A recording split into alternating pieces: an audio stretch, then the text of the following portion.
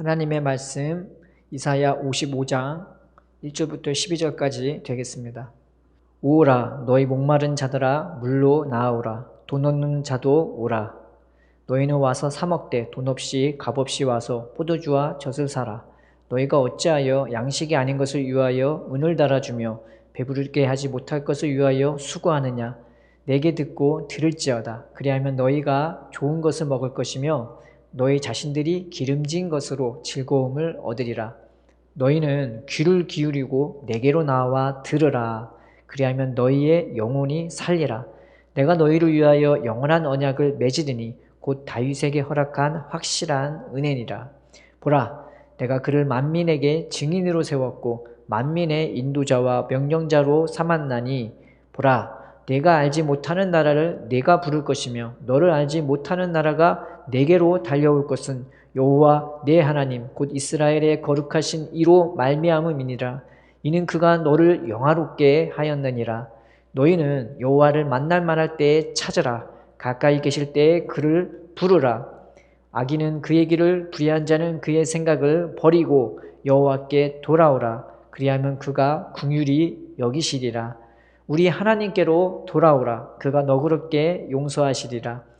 이는 내 생각이 너희의 생각과 다르며 내 길은 너희의 길과 다름이니라. 여호와의 말씀이니라. 이는 하늘이 땅보다 높음같이 내 길은 너희의 길보다 높으며 내 생각은 너희의 생각보다 높음이니라.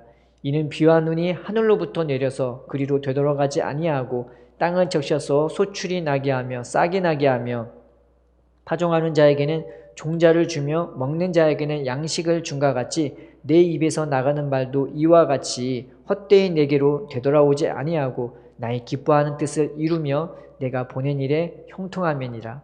너희는 기쁨으로 나아가며 평안히 인도함을 받을 것이요 산들과 언덕들이 너희 앞에서 노래를 바라고 들의 모든 나무가 손뼉을 칠 것이며 잣나무는 가시나무를 대신하여 나며 화석류는 찔레를 대신하여 날 것이라. 이것이 여호와의 기념이 되며 영영한 표징이 되어 끊어지지 아니하리라.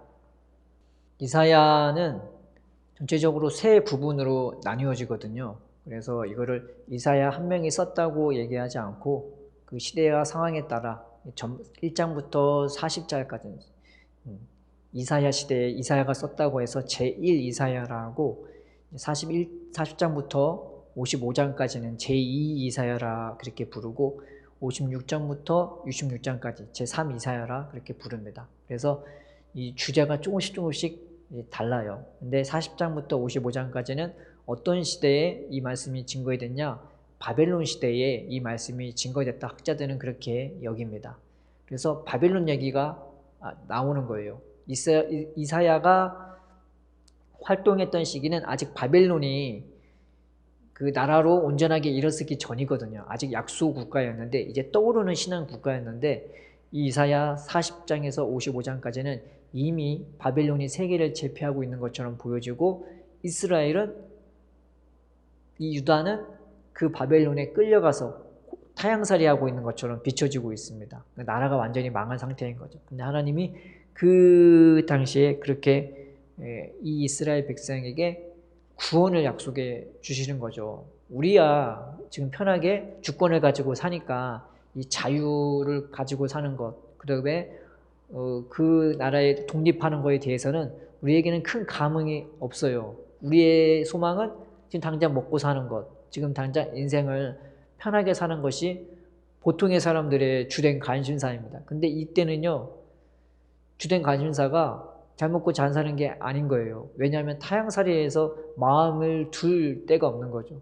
내 땅, 내 고향을 떠나서 먼 나라의 언어가 다른 곳에서 나랑 전혀 다른 사람들의 업신여김을 받으면서 살아가는 것이 얼마나 괴롭고 힘들었겠습니까? 근데 하나님이 그 시대에, 그 바벨론 포로 시대에 이 이스라엘 백성에게 내가 너희들을 다시 돌아오게 할 거야. 내가 너희를 다시 찾아낼 거야.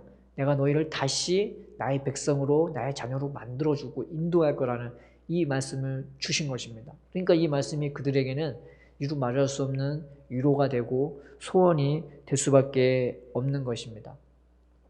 어쩌면 우리 이 시대도 바벨론 같은 시대이기도 합니다. 어떤 의미에서는 우리도 바벨론의 포로 같은 그런 시대를 살고 있는 것과 똑같아요. 왜냐하면 베드로도 너에게 바벨론에 거하고 있는 형제들에게 이 복음을 증거하라고. 그 당시에는 바벨론이 이미 망하고 없는 시대였거든요. 그런데 영적으로는 마귀에게 붙잡혀 살고 있는 우리들의 모습이 이 바벨론 포로 시대의 우리들의 모습과 사실 똑같은 거예요. 그런데 바벨론 포로에 그 바벨론에 끌려가서 살았던 사람들은 자기의 옛날에 그 자유했던 그 삶과 예배드렸던 그 삶과 하나님의 말씀대로 살았던 그 삶을 꿈꾸고 회상할 수는 있어도 우리는 아예 우리가 영적인 자유에 이르는 것이 무엇인지를 전혀 깨닫지도, 이 시대가 보이는 게 다가 아니야.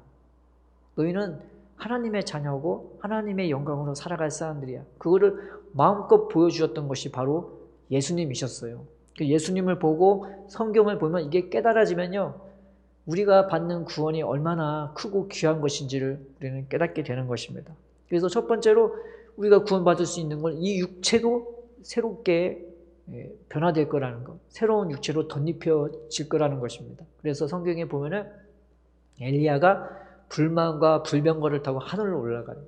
우리가 그런 존재가 될 수 있는 것이고, 그리고 엘리야가 마차보다 더 빨리 달려가요.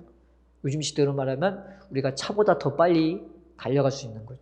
되게 신기하고 귀한 거잖아요. 그리고 예수님처럼 물 위를 걷고 예수님처럼 하늘을 낳고 예수님이 부활하신 다음에 제자들에게 나타나시는데 처음에 제자들이 예수님을 못 알아봤어요. 왜냐하면은 그 예수님의 모습이 아니라 이 모양 저 모양으로 나타나시는 거예요. 그러니까 전혀 예수님인지 몰랐단 말이죠. 그러니까 우리 육체도 나중에 부활받을 때는 모양에 얽매이지 않는 그런 육체를 가질 것이라는, 그런, 우리는 어떻게 보면 세상적으로 봤을 때는 굉장히 판타지한 그런 것도 우리는 꿈꿀 수 있는 것입니다. 그러니까 육체가요, 이 세상의 그런 가치관에 안 매이는 거예요.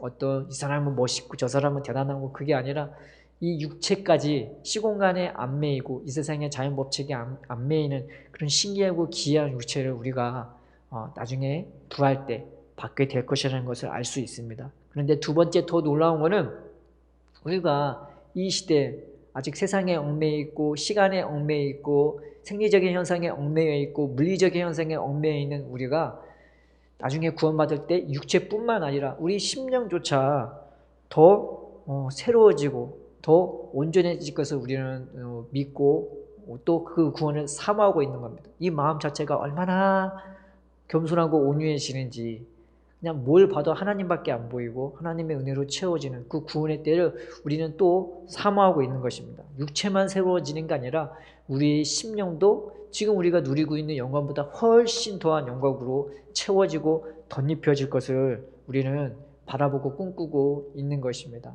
그러니까 우리가 바라는 하나님이 우리에게 주시는 구원은 우리의 상상을 초월하고 우리의 그 깊이와 넓이와 높이를 초월해서 우리에게 부르시는 초청인 거예요. 그뿐만 아니라 우리의 삶도 바뀌는 거죠. 하나님과 날마다 교제하고 하나님이 내 하나님이 되고 나의 능력이 되고 내 보호자가 되고 내 인도자가 될 뿐만 아니라 우리가 서로 사랑하고 교제하는 그 나라를 우리는 꿈꿀 수가 있는 거죠. 세상은 안 그러잖아요. 서로 싸워야 되고 내가 이겨야 되고 내가 갖고 있는 공간은 뺏기면 안 되고 그거 지켜내야 되는 게 이 세상에 사는 법칙인데, 하나님의 나라는 마음껏 줄 수 있고 마음껏 섬길 수 있고 마음껏 상대방을 존중하면서 서로 하나 되어야 되는 나라가 바로 하나님의 나라인 것입니다. 그래서 하나님의 우리에게 주실 이 세상에서의 구원은 이 세상 것을 초월하는, 이 세상의 그런 상상력이나 이 세상의 과학이나 기술이나 지혜나 그런 걸 초월해서 우리에게 부어주실 그런 하나님 사랑과 은혜의 초청이 되는 것입니다. 그래서 오늘 본문 이사야 55장을 무슨 장이라고 하냐면 초청장이라고 이 장을 하나님이 초청해 주시는 장이라고 해서 초청장이래요. 성경에 사랑장이 있잖아요. 고린도전서 13장 사랑은 언제나 오래 참고 사랑은 온유하며 이렇게 쭉 있듯이 이 말씀을 초청장이라고 부르는 겁니다. 그래서 하나님이 이 말씀으로 우리를 초청해 주시는 거죠. 하나님의 관심은요, 이 자연이 어떻고 세상이 어떻고 거기에 관심이 있는 것이 아니라 우리 자체에 대한 관심이 너무나 많았어요. 그냥 우리에 대한 관심, 우리를 사랑하시고 우리를 아끼시고 우리의 생각, 마음, 육체까지 다 변화시켜 주실 거기에 관심이 있는 것입니다. 근데 이것을 우리가 바라보지를 않는 거죠. 그래서 이것을 막는 요소에 대해 예수님은 그 씨 뿌리는 비유에서 우리가 하나님의 말씀을 초청하고 하나님의 나라에 하나님이 들어오기를 권면하는데도 이 말씀을 우리가 초청을 거부하고 이 말씀을 거부하는 우리의 심령 상태에 대해 씨 뿌리는 비유로 잘 표현해 주었어요. 첫 번째가 씨가 어디에 떨어지냐? 길가에 떨어지잖아요. 그 마음이 딱딱한 거, 강박한 거. 그래서 그 하나님에 대해 무관심하고 생각하지 않는 거죠. 예수님이 하나님의 말씀을 막 증거해 주니까 야 너희들은 하나님의 자녀야. 너희들은 세상의 빛이야. 이런 거 갖고 겁내고 두려워하지 마. 하나님이 너희와 함께 하시고 너희를 인도해 주시고 너희 보상해 주시는 거라. 그 하나님에 대해 막 얘기했어요. 사람들은 예수님의 말씀을 믿지 않았습니다. 지금 당장 기적이 일어나는 것에서는 환호하고 지금 당장 배부르는 것에서는 환영하지만 그것을 뛰어넘는 그 하나님의 영광의 부르심은 전혀 깨닫지도 관심도 없었던 게 그 시대의 사람들의 반응이었던 거죠.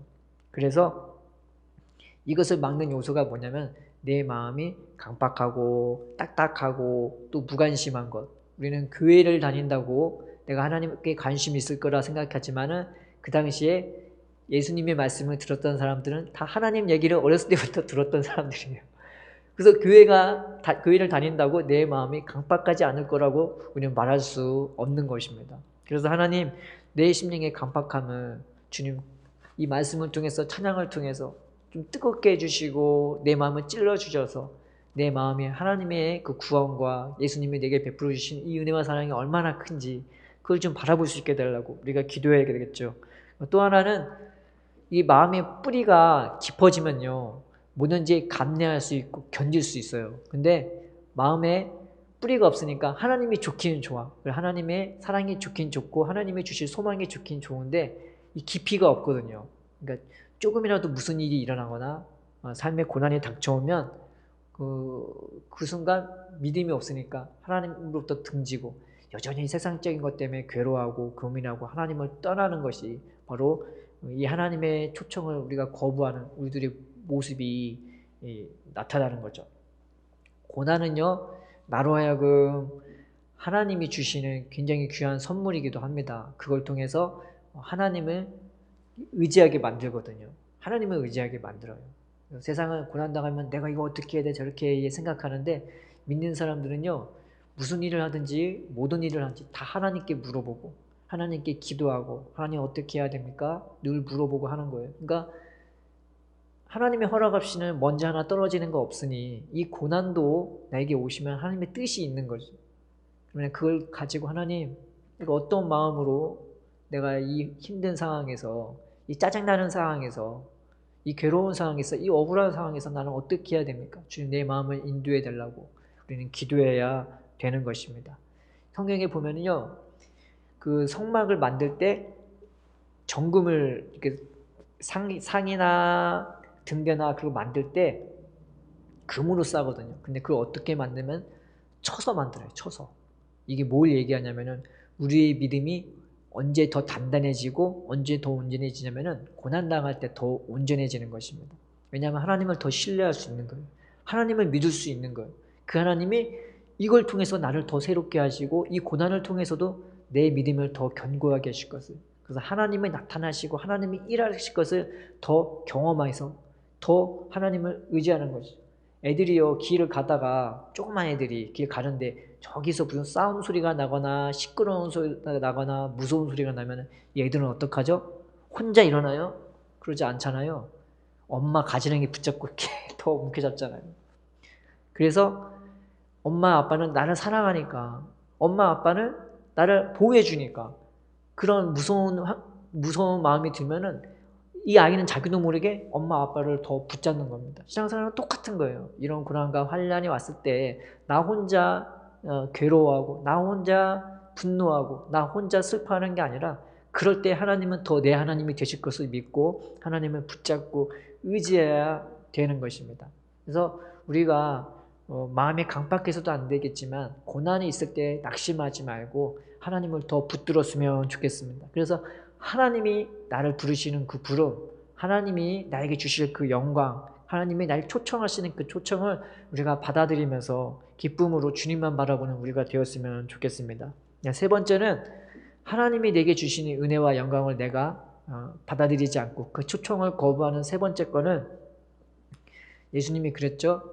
씨앗이 가시나무에 떨어지면은 그게 그 영양을 다 뺏어 먹어서 자라지 못한다고. 그래서 세상 것에 대한 염려, 근심, 그리고 세상 것에 대한 욕심, 그 세상 것에 대해 정신 팔리는 게 우리로 하여금 그 하나님의 영광, 예수님이 주시는 그 놀라운 은혜와 사랑과 영광을 우리 안에 받아들이지 못하도록 막아버립니다. 그래서 출애굽기나 민수기나 여호수아나 사사기에 보면은 너는 나 외에 다른 신을 내게 가까이 하지 말라. 네가 그것을 가까이 하고 그것을 따르면 그것이 너한테 올무가 된다고. 그리고 그것이 너를 찌르는 가시가 된다고. 네가 아파, 네가 괴로워. 세상 것이 그런 거예요. 내가 그걸 바라보고 그걸 의지하고 그 방식대로 살아가면요, 그때는 괜찮은 것 같은데 나중 되면요, 그것 때문에 내 안에 염려나 근심이 들어오거나 세상 욕심이 들어오는 거예요. 똑같이 하나님을 섬기는데 당연히 하나님 앞에 더 신경을 많이 쓰고 더 마음을 써야 되는데 이 마음이 딴 데로 흘러가니까, 그러니까 그 하나님의 은혜와 약속이 내 안에서 뿌리내리지도 자라지도 채워지지도 못하는 겁니다.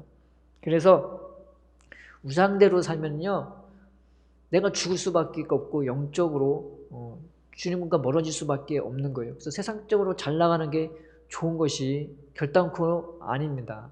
그것을 내가 은혜 안에서 잘 관리하면은 상관이 없는데, 내가 세상을 바라본다고 하면서 하나님을 바라보지 않고 세상 것만 바라보면 당연히 내 생각과 마음은 세상 것으로밖에 채워질 수밖에 없는 것입니다. 그래서 하박국 2장 12절 13절에 2장 12절 13절에 피로 성읍을 건설하며 불의로 성을 건축하는 자에게 화했을진저 민족들이 불탈 것으로 수고하는 것과 나라들이 헛된 일로 피곤하게 되는 것이 만군의 여호와께로 말미암음이 아니냐. 이는 물이 바다를 덮음같이 여호와의 영광을 인정하는 것이 세상에 가득함이니라. 하나님의 은혜는 온 천지에 충만한 거죠. 근데 그걸로 나를 채우는 게 아니라 헛된 것들로 나를 채우려고 하는 거죠. 그것 때문에 슬퍼하고 그것 때문에 애를 써요. 그러니 당연히 내 마음에 하나님의 은혜는 안 보이고 오히려 영적으로 눈이 깜깜해지고 세상 것 때문에 고달프게 살게 되는 것입니다. 그래서 오늘 본문의 이사야서의 55장에 뭐라고 나와 있냐면은 너희가 어찌하여 양식이 아닌 것을 위하여 은을 달아주며 배부르게 하지 못할 것을 위하여 수고하느냐. 내게 들을지어다. 그리하면 너희가 좋은 것을 먹으며 너희 자신들이 기름진 것으로 즐거움을 얻으리라. 너희는 귀를 기울이고 내게로 나와 들으라. 그러면 너희 영혼이 살리라 라고 나와 있는 것입니다. 세상은 내가 수고하고 애써야, 기본적인 게 내가 수고하고 애써야 뭔가를 얻는 것인데, 하나님은 그렇게 말씀하시지 않고 네가 듣기만 해도 살아. 네가 듣기만 해도 네 영혼이 만족을 얻고 풍족함을 얻는다고. 세상하고 완전 다른 거예요. 세상은 또 내가 세상의 법칙대로 산다고 해서 그걸 준다는 보장도 없어요. 무슨 일이 나한테 일어날지는 모르는 거죠. 그래서 요한일서 2장 15절 16절에는 이 세상이나 세상에 있는 것들을 사랑하지 말라. 세상에 있는 모든 것이 육신의 정욕과 안목의 정욕과 이생의 자랑이니 다 세상으로 쫓아온 것이요 아버지로 쫓아온 것이 아니라고 이렇게 말하고 있는 것입니다. 우리가 이 세상 살아가면서 세상 것에 대해서는 좀 강하고 담대했으면 좋겠습니다. 내 마음이 하나님의 말씀을 듣기 위해, 나를 살리는 건 딴 게 아니라 저 하나님의 부르심과 초청인데, 하나님 내 마음이 딴 것에 관심이 있는 것이 아니라 하나님께 대하여 관심을 갖게 해달라고 기도하면서 우리가 가져야 할 몇 가지 태도가 있는데, 그게 바로 이 세상에 대하여 강하고 담대하라는 것입니다. 죽는 걸 두려워하지 말고, 세상을 두려워하지 말고, 사람을 두려워하지 말고, 오직 내가 하나님으로부터 멀어질까 두려워하고 그 하나님만 가까이 하면서 세상에 대한 강하고 담대하시길 주의 이름으로 축원드립니다. 두 번째는 삶을 간소화해야 되는 것입니다. 가진 게 많고 소유한 게 많으면은 그거 관리하고 정리하고 모아느라 시간이 다 가는 겁니다. 그래서 아브라함도 그랬고요. 출애굽의 이스라엘도 그랬고요. 그들은 언제나 이사갈 준비를 했는 거죠.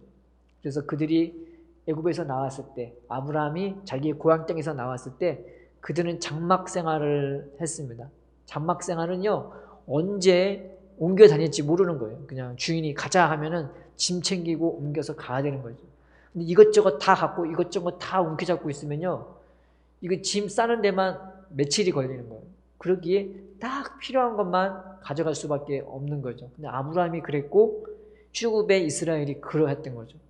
그래서 그들의 삶은요, 삶에 대해서는 되게 간소하고 간편하게 살았어요. 그래서 하나님이 자기의 제자들에게 하는 말씀이 너희가 갈 때에 이것저것 챙기지 말라고, 신발만 하나 캔 챙기고 지팡이만 하나 챙기고 그리고 가서 복음 증거하라고.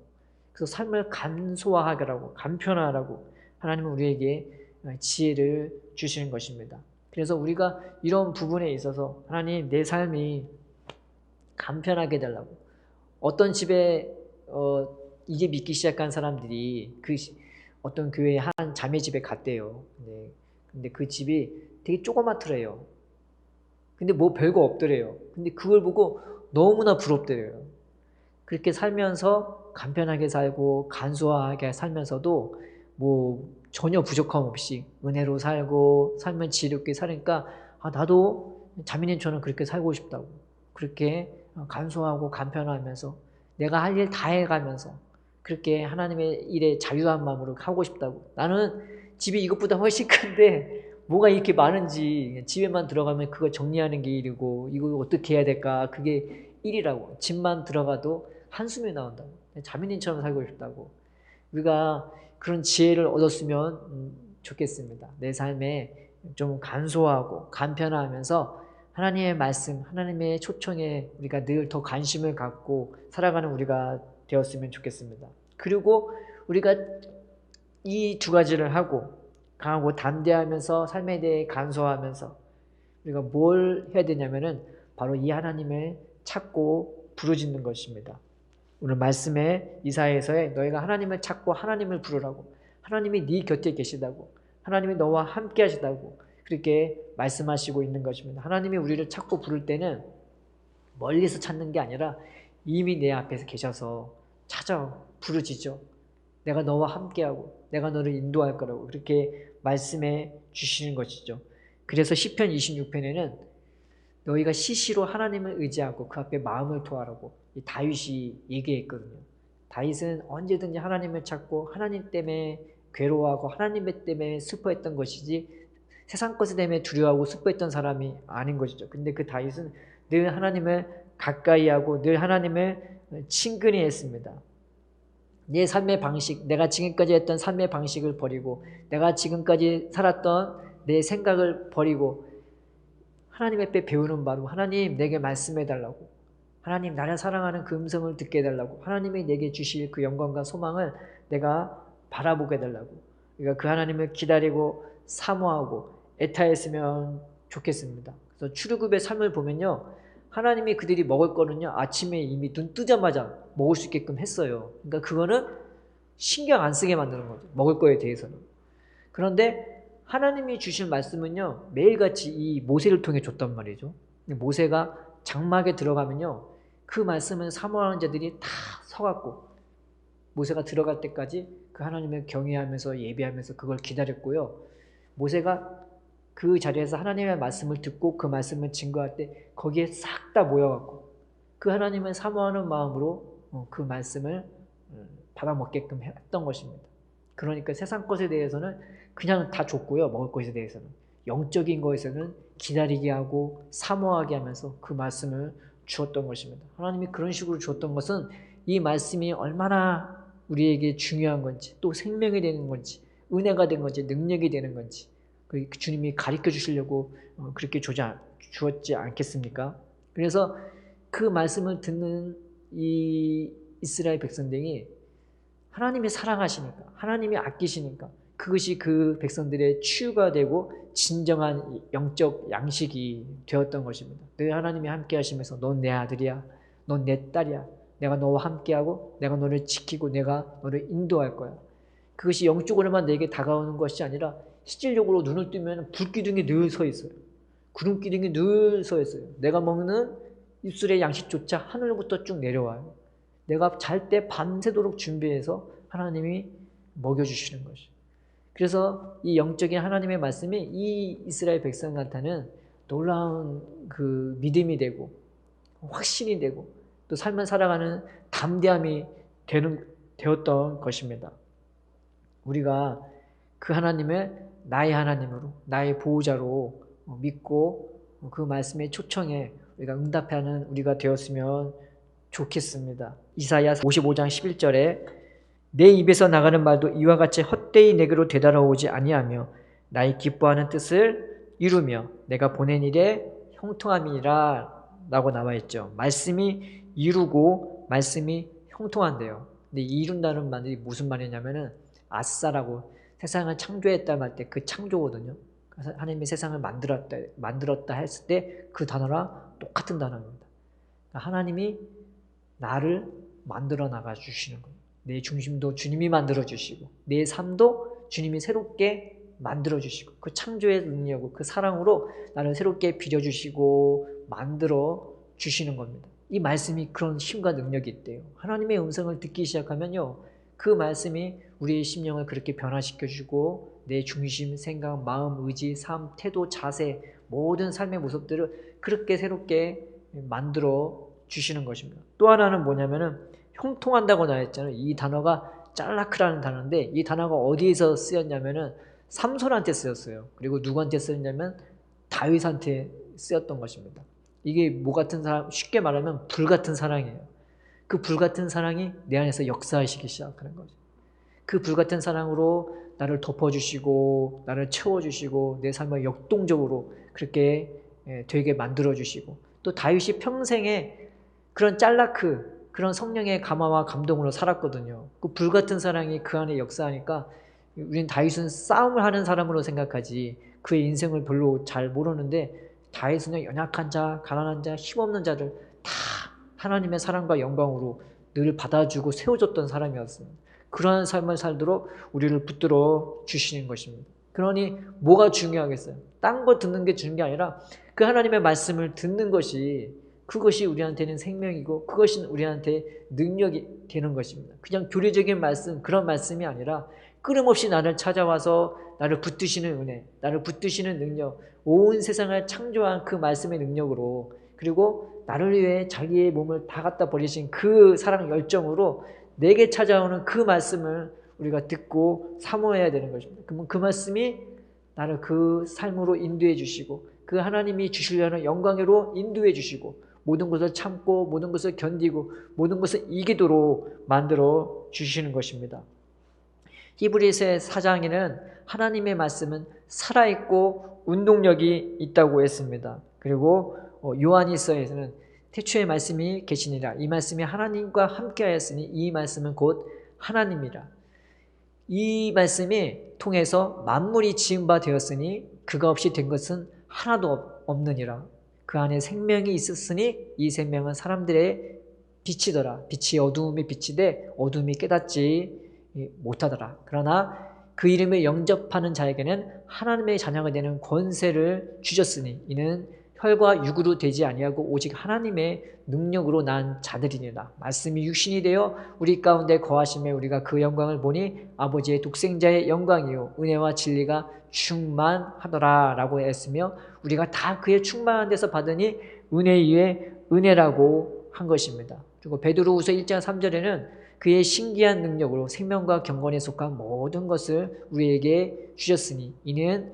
그의 영광과 덕으로 우리를 부르신 자를 우리가 경험하고 알게 됨으로 말미암느니라. 그러므로 우리가 세상에서 썩을 것을 피하여 신의 성품에 참여케 하는 자가 되었으니 이러므로 너희가 더욱 힘써 믿음의 덕을 덕의 지식을 지식의 절제를 절제의 인내를 인내의 경건을 경건의 형제우애를 형제우애의 사랑을 공급하라. 이런 것이 너희에게 있어 흡족한즉 너희가 그 나라에 들어가면 넉넉히 얻으리니 라고 말하고 있는 것입니다. 그래서 하나님은요 이 말씀을, 이 예수님을 우리 심령 가운데 그래서 보내주신 것입니다. 예수님 안에는 모든 충만이 다 있고, 예수님 안에는 모든 보화가 다 있고, 예수님 안에는 모든 지혜와 지식이 다 있기 때문에 하나님, 내가 이 음성 듣게 달라고, 이 음성 듣게 달라고. 내가 딴 거 듣고 딴 거 보는 게 아니라 나를 사랑하는 그 예수님의 소리를 듣고 나를 사랑하는 그 예수님의 얼굴을 내가 보게 해달라고. 그래서 내가 하나님의 부르심과 초청에 내가 응답할 수 있는 자가 되게 해달라고 우리가 기도했으면 좋겠습니다. 요한복음 5장에 예수님이 말씀해 주셨습니다. 내가 진실로 진실로 너희에게 이르노니 내 음성을 듣고 나 보내신 이를 믿는 자는 영생을 얻었고 심판에 이르지 아니하노니 사망에서 생명으로 옮겨느니라. 내가 진실로 진실로 너희에게 이르노니 죽은 자들이 하나님의 음성을 들을 때가 오나니 곧 이때라. 듣는 자는 살아나니라 라고 주님은 말씀하셨습니다. 고린도 후서에는 지금이 너희가 구원받을 때요 은혜 받을 때라고 말하고 있는 것입니다. 이 시대는요 구원받을 때고 은혜 받을 때지 우리가 딴 거에 집착할 때가 아닌 것입니다. 딴 거에 신경 쓸 때가 아니라 그 무엇보다 내가 하나님의 음성을 듣게 해달라고, 내가 하나님의 은혜를 받게 해달라고, 내가 하나님의 구원과 이 인도를 받게 해달라고 우리가 하나님께 매달리고 그 부르심과 초청에 우리가 응답해야 할 시간인 것입니다. 그러면 우리가 오늘 이 말씀을 붙잡고 하나님의 나를 부르시는 이 초청을 내가 붙잡고 내가 이 초청을 외면하지 않고 하나님은 모든 걸 다 준비해놓고 우리를 부르시지 그냥 이만큼만 주려고 부르시는 것이 아니신 것입니다. 하나님, 내가 이 음성을 듣게 해달라고. 예수님 안에 있는 그 생명, 내가 그 생명으로 오늘 하루하루를 살아가고 다른 사람은 그냥 살아간다 할지라도 내 삶은 단 하루조차, 단 1시간조차, 단 1분조차, 1초조차 하나님으로 말미암아 살 수 있는 그 하나님의 음성으로 말미암아 살 수 있는 우리가 되게 해달라고 우리가 기도했으면 좋겠습니다. 살아계신 하나님 아버지 사랑과 은혜에 감사합니다. 주님은 여전히 우리를 부르시고 우리를 찾으시고 우리를 애타게 바라보면서 우리를 초청하고 계신데 우리는 무엇을 바라보고 무엇을 의지합니까? 하나님이 주시려는 그 큰 선물들을 우리가 바라보게 하여 주시옵시고 우리가 오늘 하루 주님께로 눈을 돌릴 수 있도록 살면서 늘 주님 바라볼 수 있도록 우리의 생각과 우리의 마음을 깨끗하게 하시고 정결하게 하여 주옵시고 온전히 주님만 바라보게 하여 주시옵소서. 그래서 하나님으로 말미암는 그 사랑과 은혜를 날마다 힘입고 그래서 삶 가운데 주님과 동행하며 교제하며 선한 삶을 살아가는 우리가 될 수 있도록 하나님께 합당한 열매를 맺으며 하나님 기뻐하는 우리가 될 수 있도록 또한 우리는 하나님으로 말미암아 숨쉬고 웃으며 기뻐하며 감사하며 살아갈 수 있도록 우리의 삶에 넘치는 기쁨과 능력으로 함께 하시고 인도하여 주시옵소서. 이번 일주일도 살아갈 때 주님께서 붙들어 주옵시고 어느 순간이든지 우리 믿음이 잃지 않고 주님 바라볼 수 있도록 언제나 우리를 사랑하시는 그 주님을 바라볼 수 있도록 그 음성을 들을 수 있도록 우리의 생각과 마음을 주관하고 인도하여 주시옵소서. 감사하며 예수님의 이름으로 기도드립니다. 아멘.